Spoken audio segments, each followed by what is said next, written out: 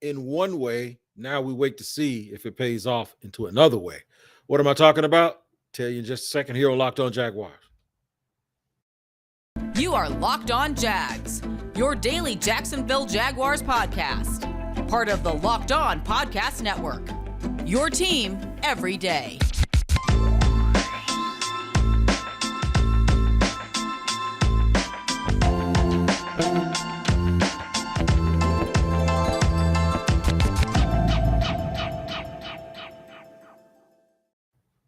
Thank you for joining us again here on Locked On Jaguars. I am Tony Wiggins, your host of Locked On Jaguars, the daily podcast, where it's your team every day, and we thank you for making us your first listen. And as a reminder, we are free on all platforms, wherever you get your podcast. Make sure that, I got to touch this real quick, make sure that you tune in, sign in, like, subscribe, and all of that stuff. Got a good show for you today, man. We're going to talk about the gaps that have to be closed for the Jaguars to first win the AFC South, the division. The gaps with an S, G-A-P-S. The things that have to be done for the Jaguars to be the winners of the AFC South. We know that's the holy grail. When you win the division, can possibly play at home or get a bye in the first round, right? That's what the Jaguars need to do. And we've seen teams, even though we've seen some teams, some outlier teams win on the road, for the most part, things seem to be running through in order to advance to the later stages of the playoffs. You need to do things to help you within the division.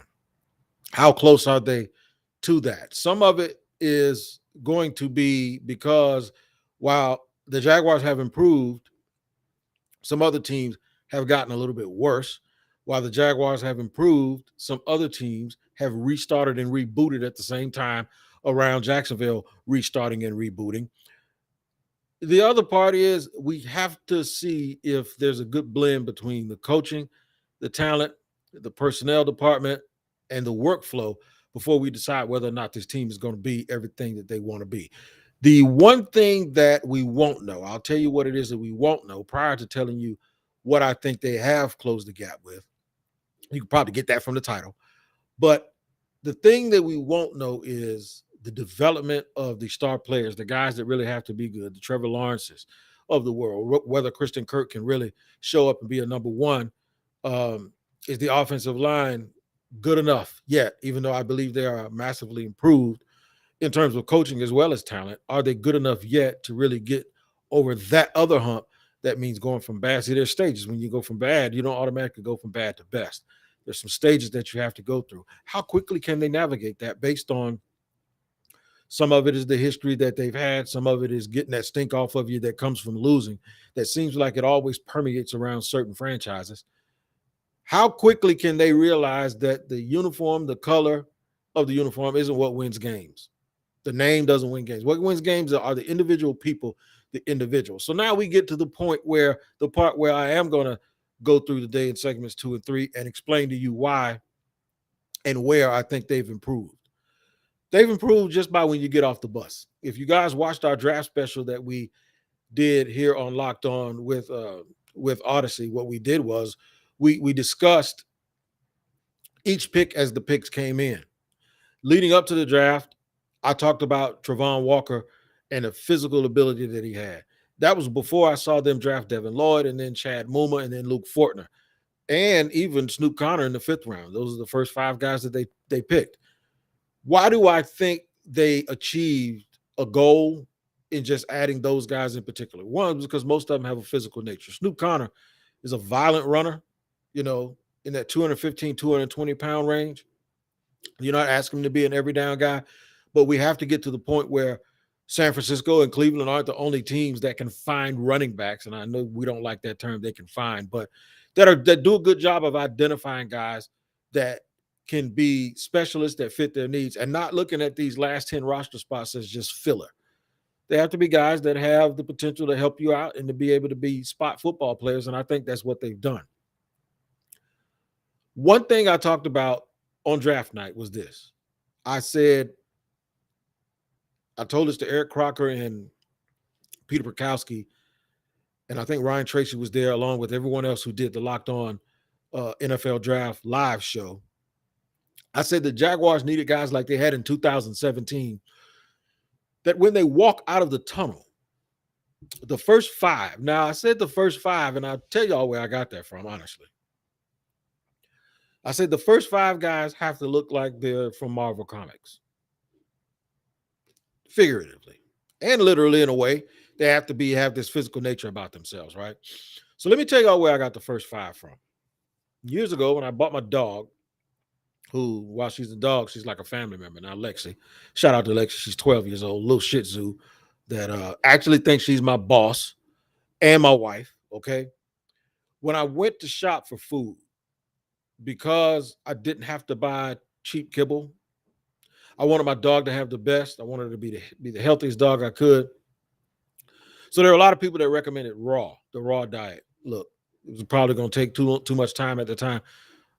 Owned the barbershop, had 10 employees in the barbershop, 5 kids and a wife, and now this dog. I ain't got time to be making myself do anything else complicated. I said, no, but what if I didn't get the kibble? What if I got just a really, really good high-grade brand of dog food? So the vet that gave her immunizations told me, here's what you do. You pick it up, you pick the bag up, you turn it around. If the first 5 ingredients are not natural, like chicken, peas, lamb, carrots, if it's not something that you would recognize as something that's consumable by you, don't buy it. If it has some sort of substitute or some sort of what do they call it? Phosphates, or I'm making up stuff now, but I'm telling you, if it had these, if it was wheat germ, or it wasn't just wheat, it was like wheat germ or substitute for this and substitute for that. If it was anything that you as a human being didn't eat in that form, not the chemical form, in that form, or no substitutes, or no glucose this or all that other stuff, all those ingredients, you pick up the bag of stuff and you read it, and it's stuff that you don't recognize, and it seems like the words always end with "ene," either E-N-E or I-N-E, and he's like, I ain't never heard of that. Can't go buy me a 6-pack of whatever "ene" and drink it or eat it. If it was natural stuff, the first 5 would tell you. So I adopted that with a football team, right? When you're desperate, that's what you do.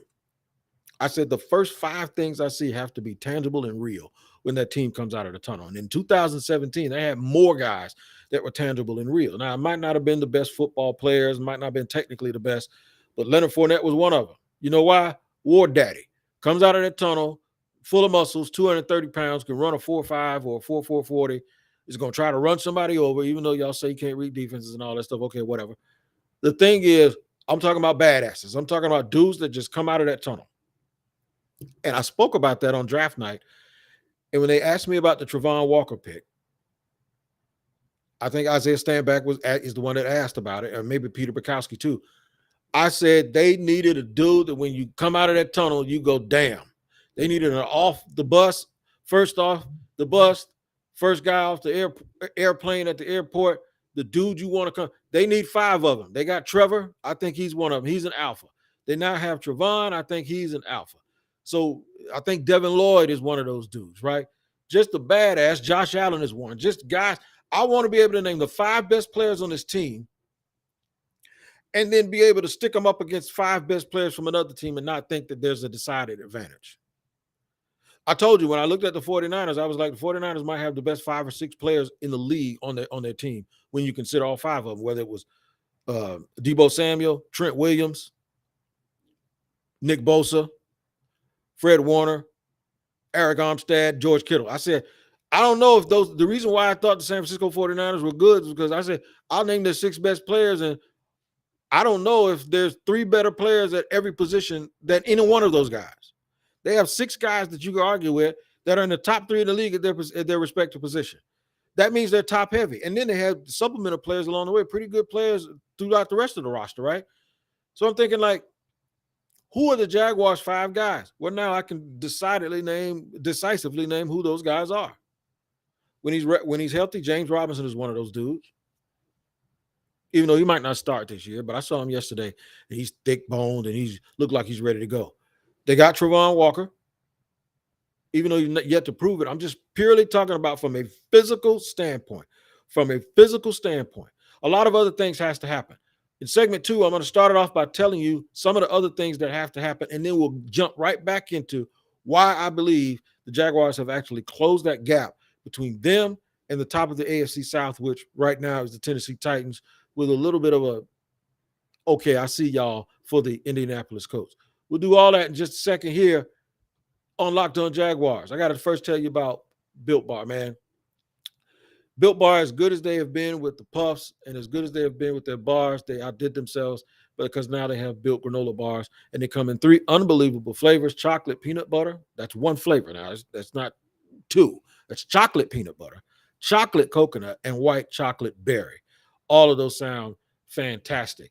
I haven't had one yet, but everyone tells me that they are absolutely scrumptious and delicious, and I want to try all 3 of them. You can get all 3 of them in a mixed box at built.com right now. This is a little different from the bars and puffs, but Built granola bars are loaded with granola. It's the perfect combination of crunch and chewiness. But just like bars and puffs, these babies are packed with protein and covered with, you got it, 100% chocolate. I need you guys to go to built.com and use the promo code LOCKED15, and you'll get 15% off of your order. I'll say it again. Go to built.com, use promo code LOCKED15, and you'll get 15% off your order at built.com. Check them out on Twitter at @bar_built for all the latest and the greatest about Built Bar and their new product, Built granola bars.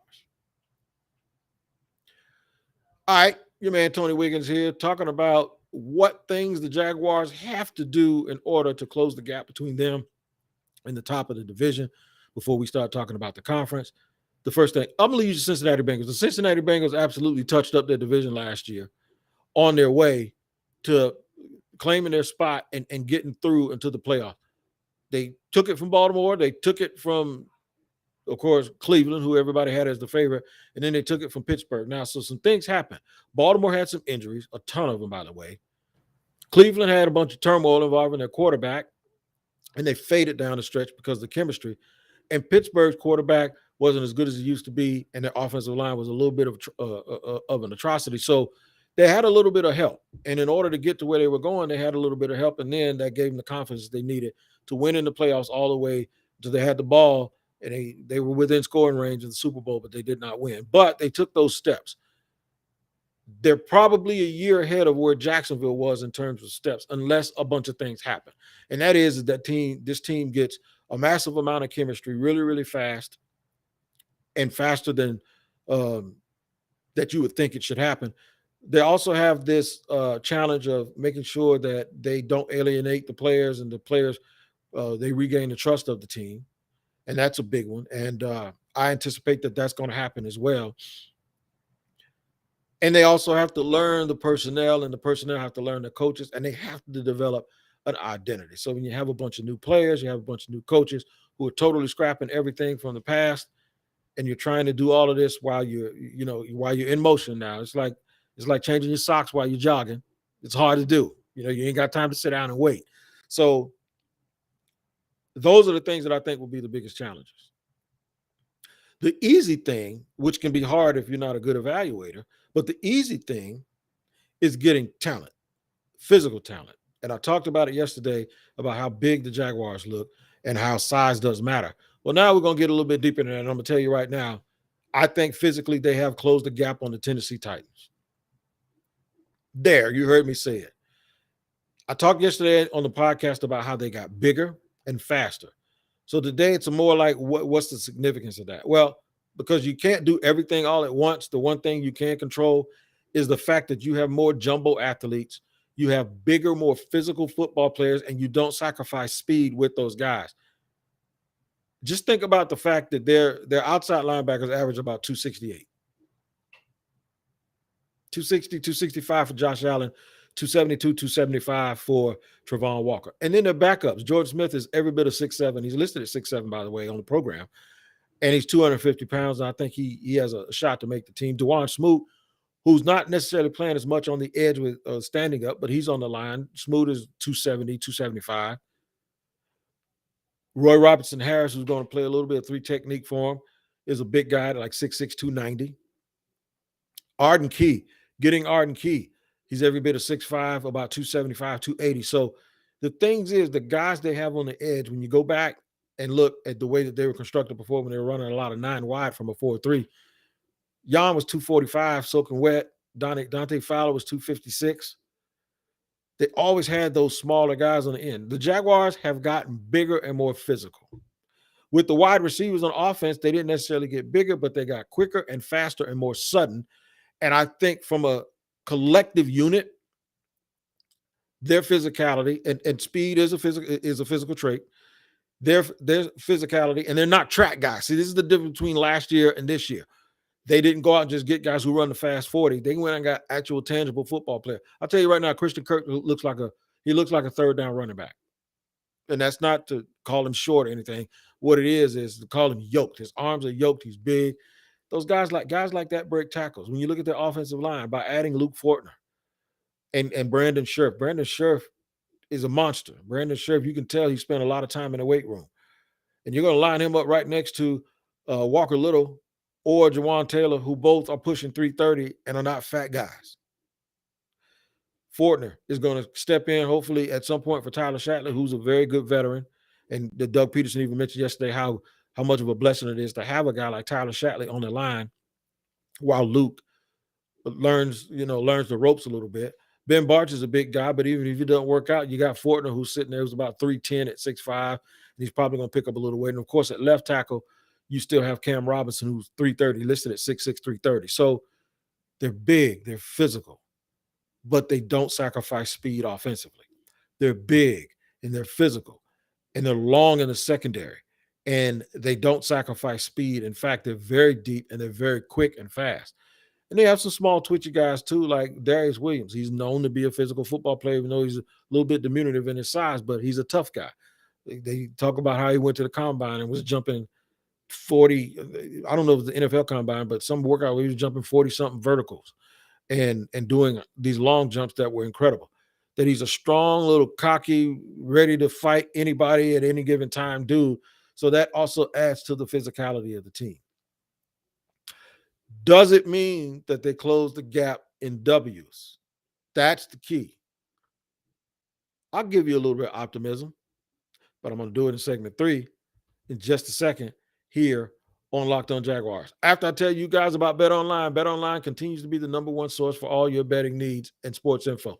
If you ask me, the Boston Celtics are either going to win or they're going to come very close to winning and beating the Golden State Warriors, because I think it's about physicality. Think about this. Boston's smallest player in their starting lineup is Marcus Smart, who's 6'4", 225. There's a lot of physicality that is going to have to be overcome by Golden State.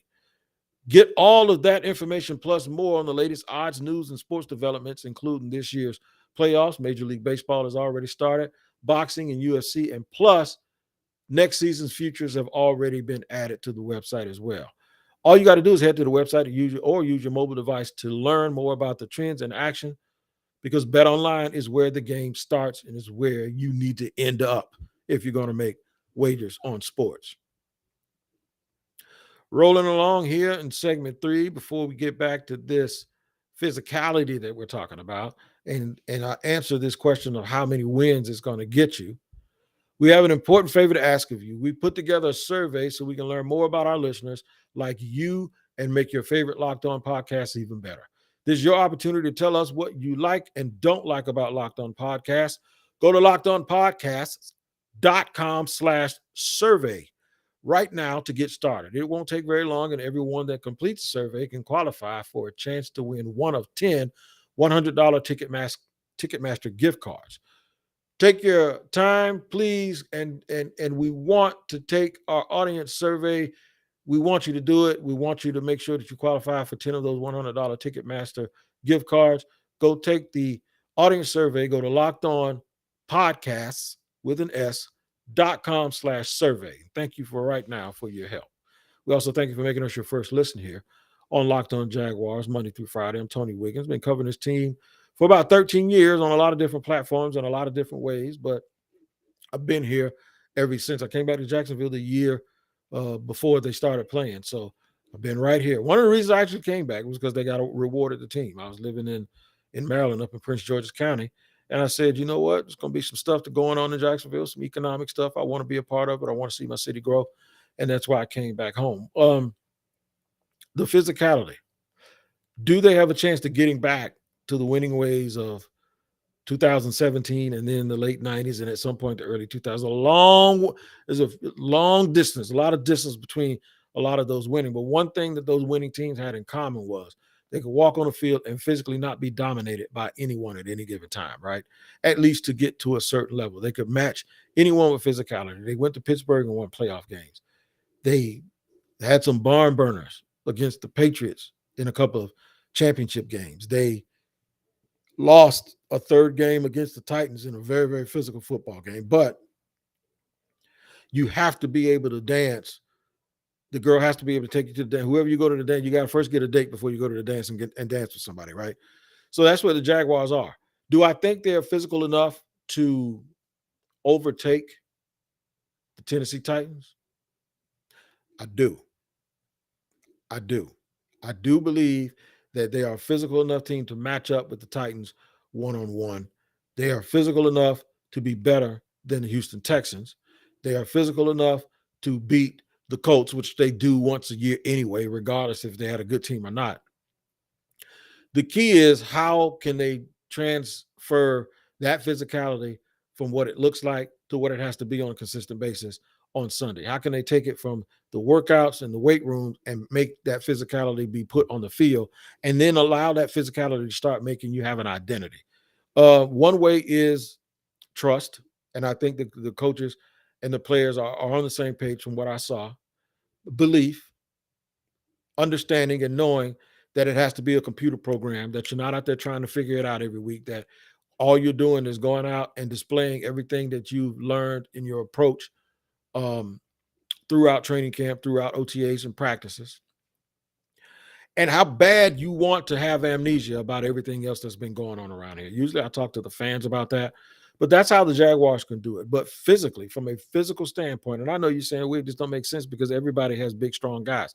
Relatively speaking, the Jaguars have not had those big physical players who are good at critical positions. They got the quarterback who's one of those guys. I think he's the best quarterback in the division. That's just me. I think he's better than Matt Ryan at this stage because he's younger and he has legs and he can move. You can make Matt a statue and you can get after Matt a little bit. I think he's the best quarterback in the division. I think they have a big physical defense. The Colts are probably still number one in the division right now. The Titans are very good too with the guys that they have at every single level. A couple of Pro Bowl type players in Kevin Byard and, of course, Jonathan Simmons on the line. But they have some holes and they have some gaps. And I think the Jaguars over the last 2 years, 2 cycles, have been able to build enough infrastructure and then also cherry pick who they want to be stars in order to be good enough to make a run at this division this year. What do I think their record will be in the division? They play 6 games. They play each team twice. At the minimum, they're going to be 3-3. I think they can look towards being 4-2. And I think if they're really, really lucky, they can go 5-1 and really put the pressure on those teams. So we'll see if we can start translating or transferring the physicality on paper and what it looks like athletically to making sure that all the other things that have to happen will happen. Now, you can have all of those other things and then just not have the bodies. I don't think it's a case of them no more not having the bodies. I think they have enough bodies and enough physicality to be very, very good this year. I'll tell you what else is good, the Locked On NFL podcast, which is 5 days a week, 5 different groups and teams of guys that do shows. I do the one that's on Wednesday along with James Rapine from Locked On Bengals and Sports Illustrated. Good show. It's out right now. Make sure you check that out daily, Monday through Friday. Like, subscribe, and tell your friends about it too. The Locked On NFL podcast. Make that your next listen after you make this your first listen. Until tomorrow, you guys take care of each other. Tony Wiggins. We'll be back tomorrow. We'll keep discussing some more things about the Jaguars and things that they have to do to be better in order to get us kind of geared up for what training camp is going to look like. An extra preseason game that Doug Peterson mentioned yesterday will actually help them get some of that chemistry. But until tomorrow, you guys take care, and we'll see you later.